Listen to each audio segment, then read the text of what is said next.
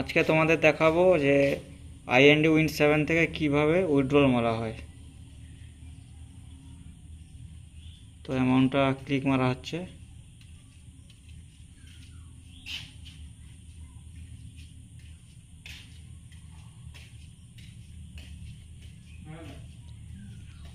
আচ্ছা, সাকসেসফুলি হয়ে গেছে। এবার আমরা অ্যাকাউন্টে দেখব।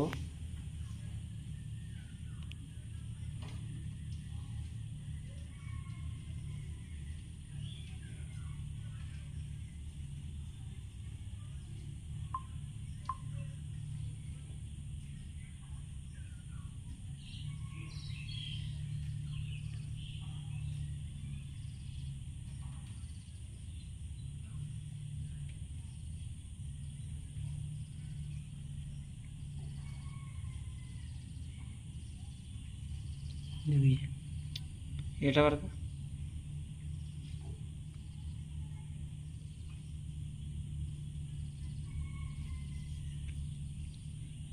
যে 800 টাকা করেছিলাম, এখন দেখাচ্ছে 770 টাকা, মানে 30 টাকা কেটে নিয়েছে। ঠিক আছে, তো আপনারা ওই গেমটা খেলতে পারেন, কোনো ভয়ের কোনো চিন্তা ভাবনা নেই।